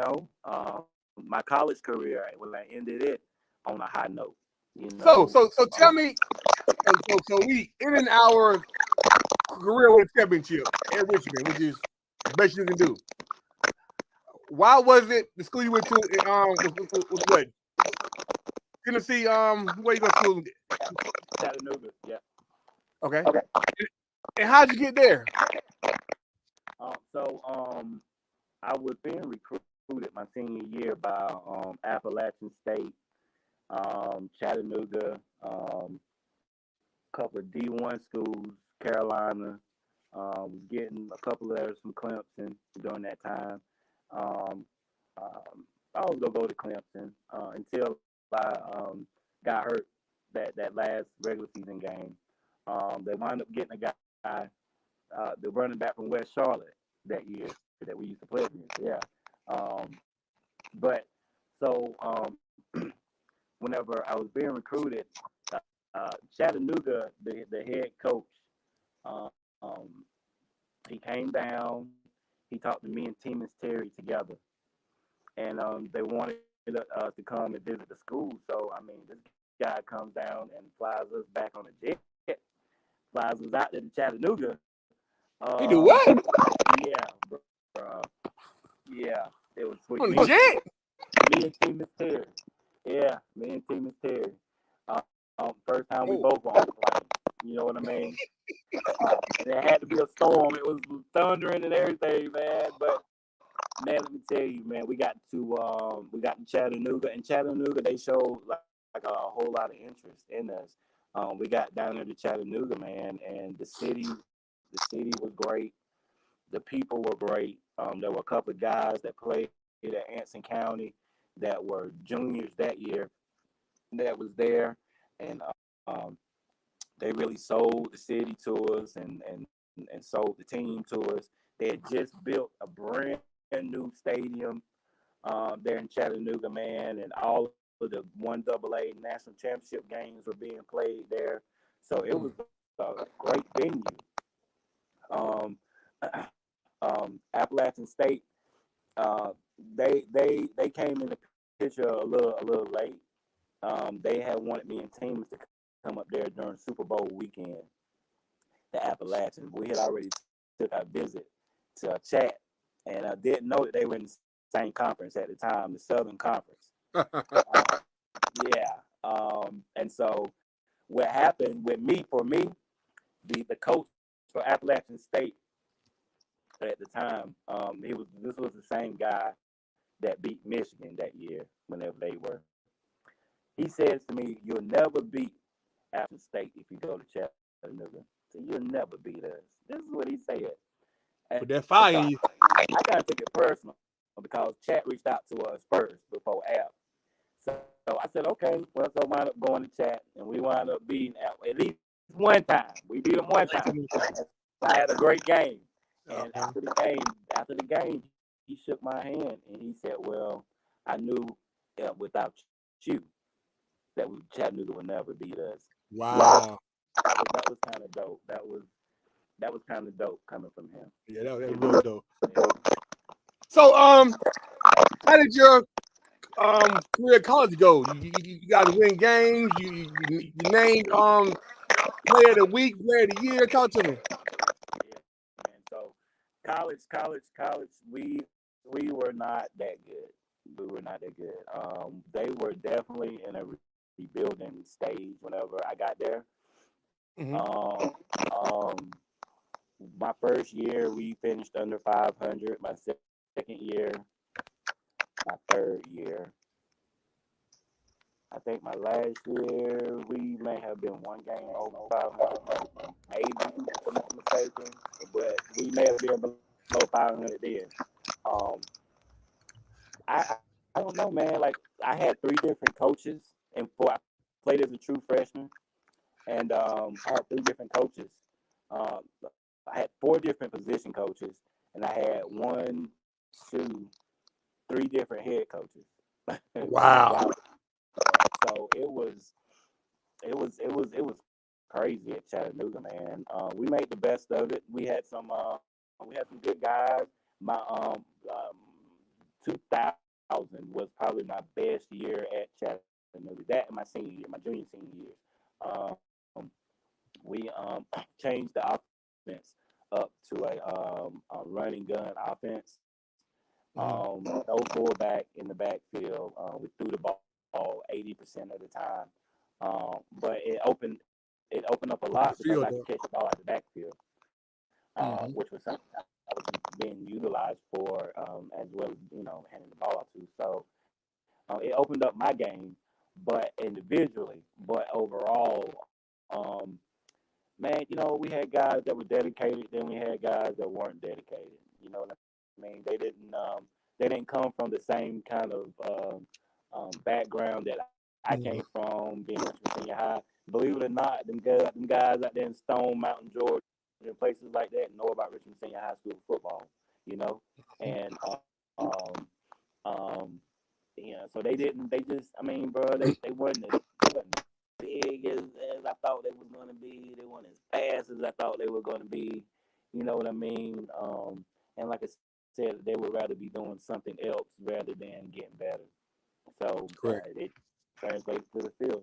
And having, like I said, two or three different coaches didn't help at all. Yeah, at all. So So we were mediocre at best. what was your major in college? I majored in psychology. Psych Psychology. major. Yeah, Okay. psych major. Psych major. So you got a degree, right? Got a degree. Yep, got a degree. Psychology, and then like I said, played as a true freshman. Um, wish I could have got red shirted. And just a little message to those guys, man, that's going to play college football. And you mad because the coach may be saying that you go be red shirted, you might not play this year. Man, embrace that, embrace it, and get a chance to get ahead on your academics. Um, get a chance to get a feel for the speed of the game because the speed changes once you get to college, man.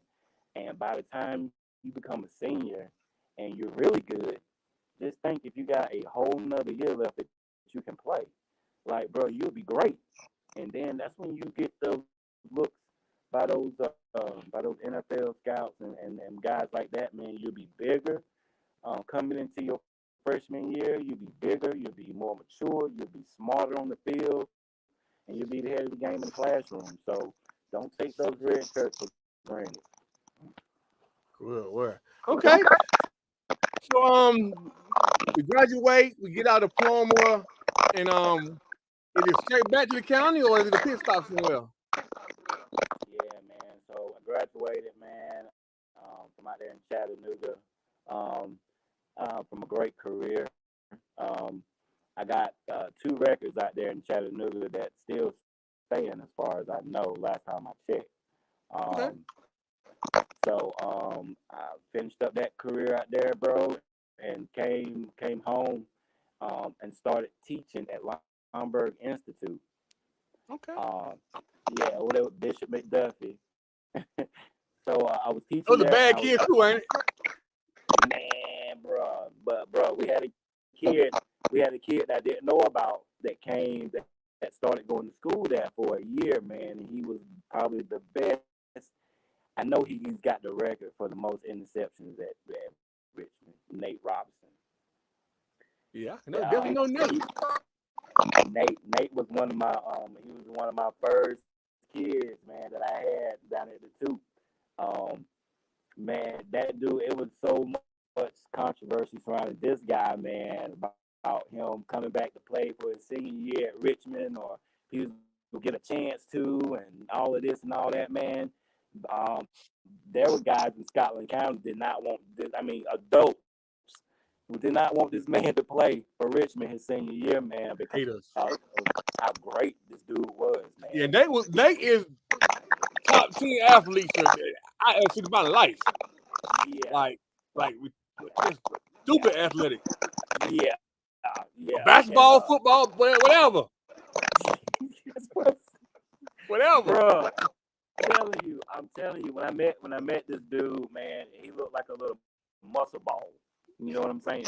It's just a muscle ball for no reason. So I taught there for a year, and a former coach of mine, Tom Parrish, who used to be at old Coach Parrish, he came up to the institute one day and saw me there, and he asked me if I would like to coach at Scotland. Now I tried to get on with Richmond County school system first, and they wouldn't hire me. And so, shoot, man, I went down there. Yeah, crazy, right? Crazy.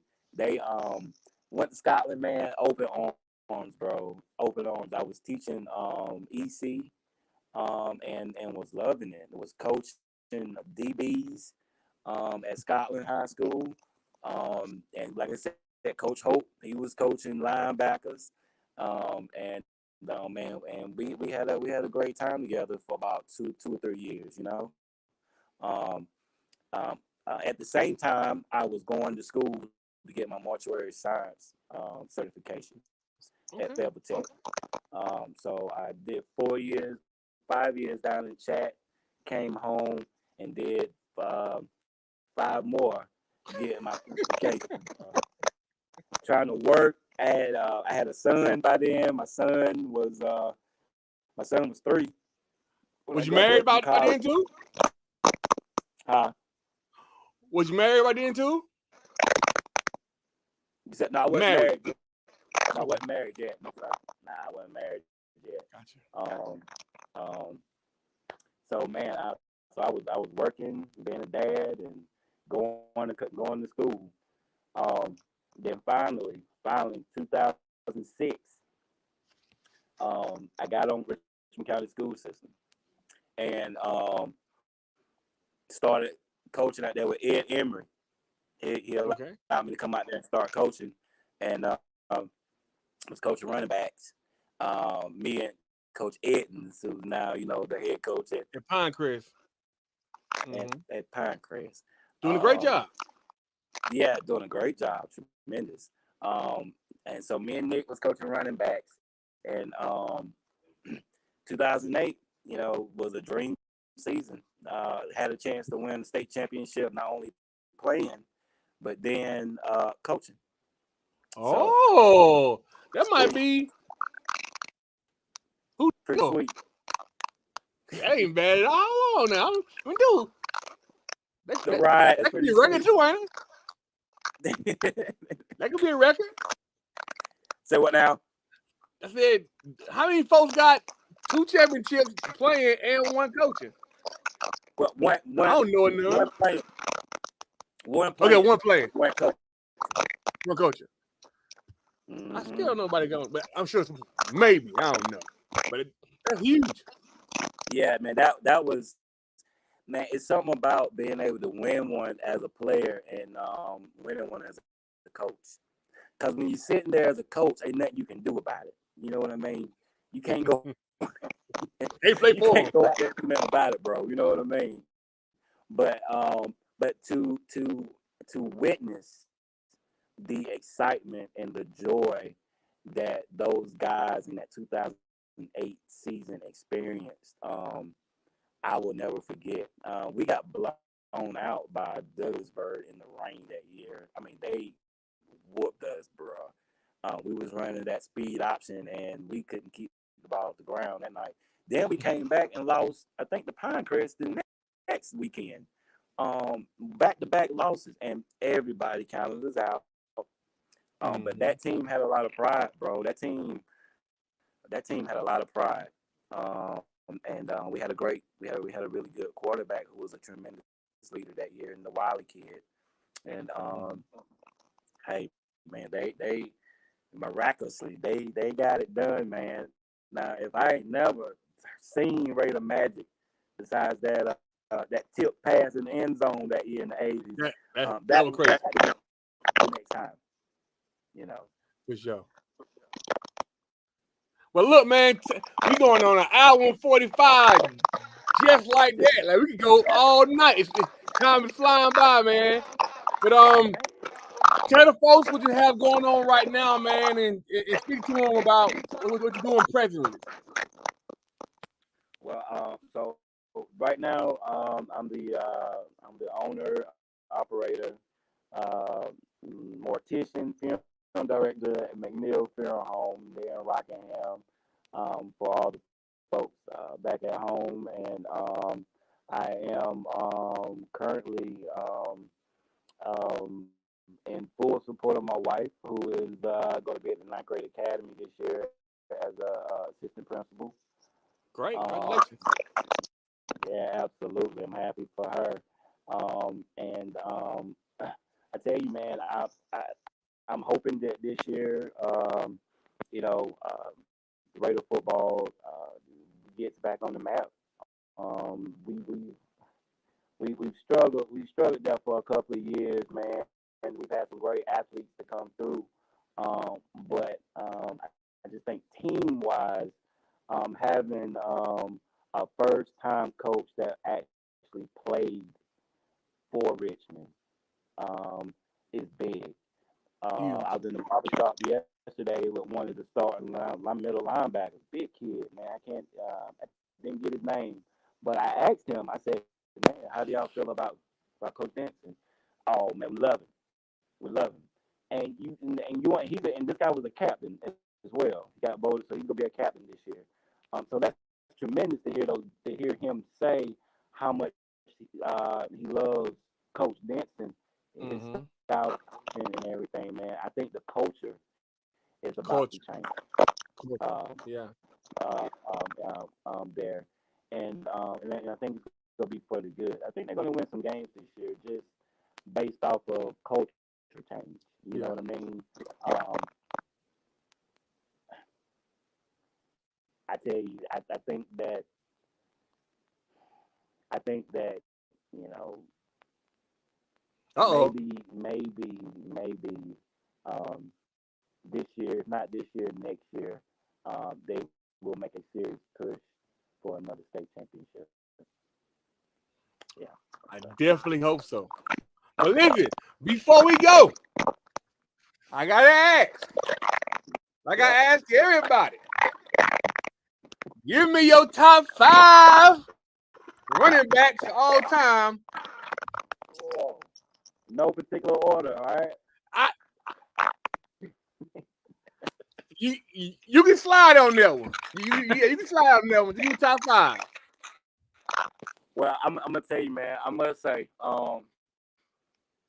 man, probably the greatest that I've ever seen out of the high school, and it's probably the same with anybody else you might ask. Flip Ellaby, man. It's just that's mine. You know, hey, he's the best. He set the bar for a dude like me sitting in the stands, being 8 and 9 years old. You know what I'm saying? And I was playing running back in my little league, so you know. So he set the bar. You just wanted to emulate that. Number 2. You going in order? Okay. Yeah, I'm gonna try to go in order. Okay. Number 2, and you know, I probably catch a lot of flack behind this, but I'm gonna put myself second, and I'm gonna say this.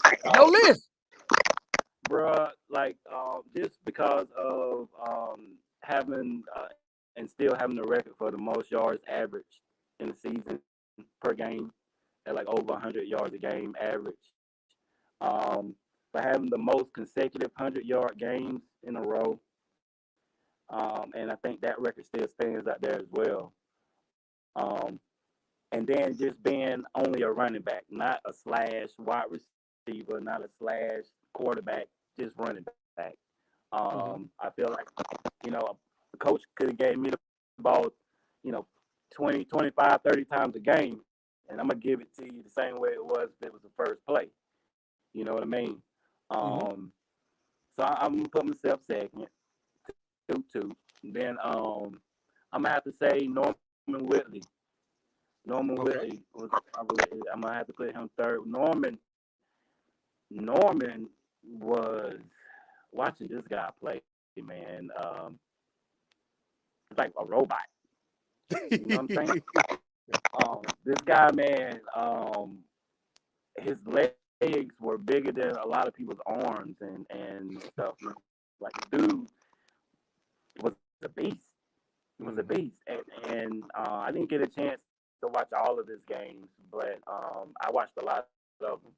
And he was clearly, a lot of the times, the best player on the field when it comes to offensively against the defenses. There wasn't much that was going to stop him. So I really enjoyed watching him play. And he has records as well. Number four got to be Marcus Rush. The guy could fly. And the guy was a judabug. And the guy could just the guy was amazing. You know what I'm saying? And I mean, he like I said, people say, well, hey man, your O-line was this and that, and these people O-lines was this and that, man. That's all good, but it's all about whenever you get on that second level of that defense and your one-on-one abilities with these linebackers and these DBs, bro, because those are going to be the athletes that are going to be on that defensive side, bro. And whenever you're able to do some of the things that Marcus was able to do, bruh, it was like lightning in a bottle, man. Hey, Rush say he can still do it. He don't tell it. Hey, look, he a little younger than me. You know what I mean? Now, and I believe he probably still could get out there and wiggle a little bit, man. The dude was unreal, man. Unreal. Man, Number five, man. Number five, brother. Hey, if y'all watching, there's so many of them out there. It's hard to do a top five, but that man top five. It's tough, man. I'm gonna have to just because I watched these guys, these two guys here play, man, and to me, they were pretty good, man. Watching them as 10th graders, man, and that was Tim Harris and Montez. I know there's some guys that was before my time, like my Uncle Mike, them guys back then, but just from my experience and from my era, those two guys right there, man, I never saw, that was the first time I ever seen the two running back system at Richmond. You know what I mean? Usually it was just one guy, and that guy right there got the ball. Tim Harris and Montez, man, they made a great duo their senior year, man. We lost to Newbern that year in the playoffs to a guy. They had a running back that went on to play at Carolina and ran the ball. But those two, man, they really set the bar as well.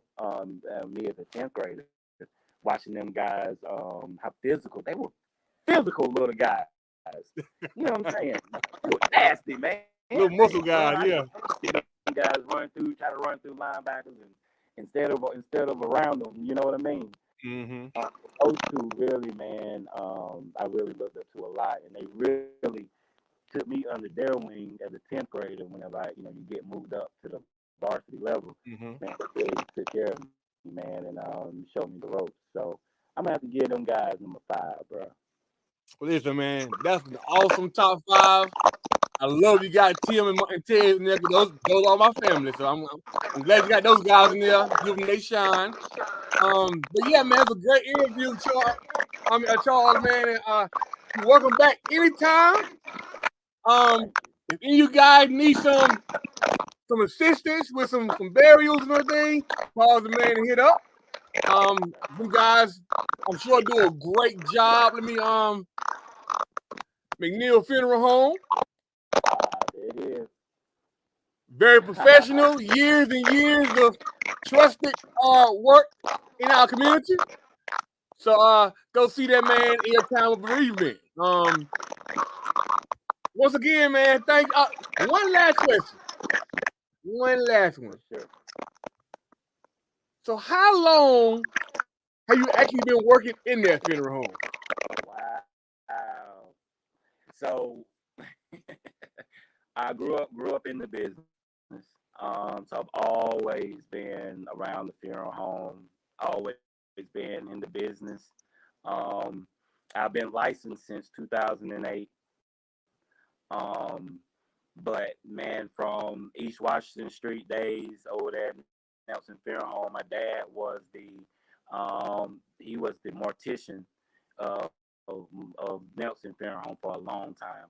McKay and then Nelson, and then back in '86 he broke off from Nelson and started his own. So I've been around it my whole life, been in it my whole life. It's just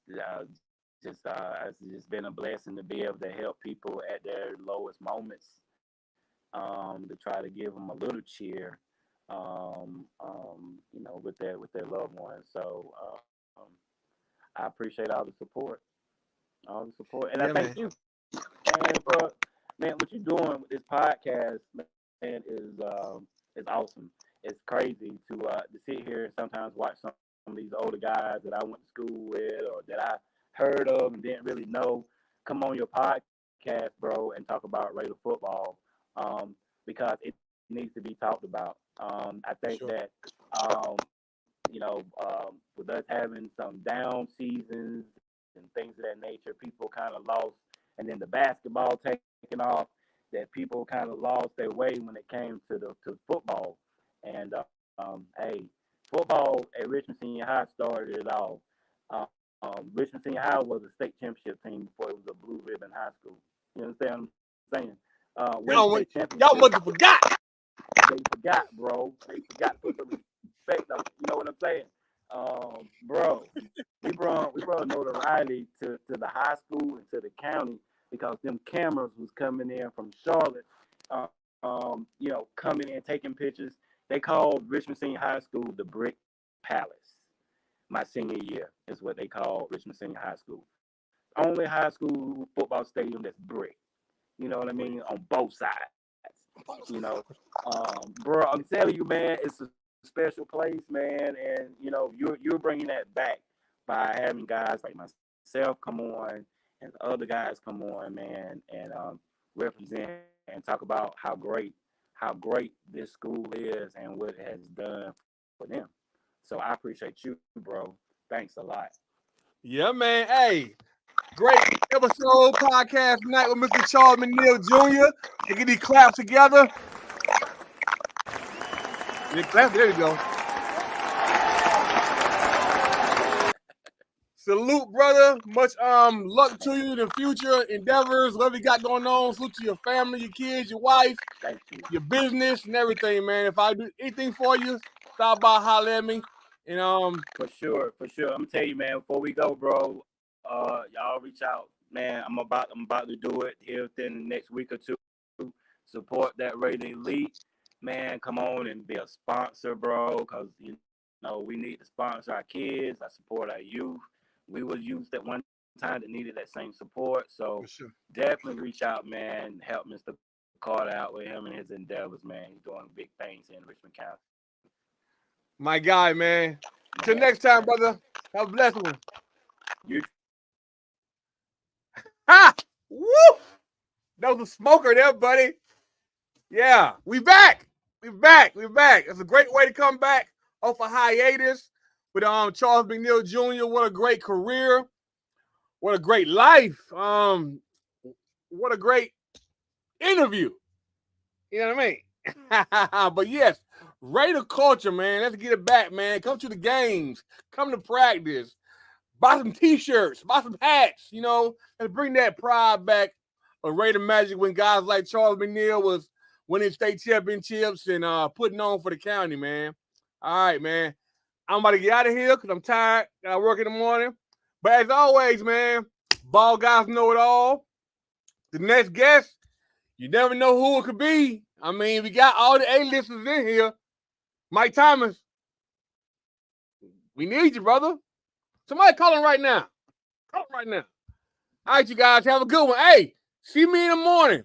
Grill 415, open at 8 p.m. Open at 8 a.m. across from Purdue. We got a $5 special on breakfast. 2 pancakes, choice of meat, or you can get 2 eggs, grits, choice of meat. Look at me. I eat good. You can eat good. Come and see me tomorrow morning. All right, guys, be blessed.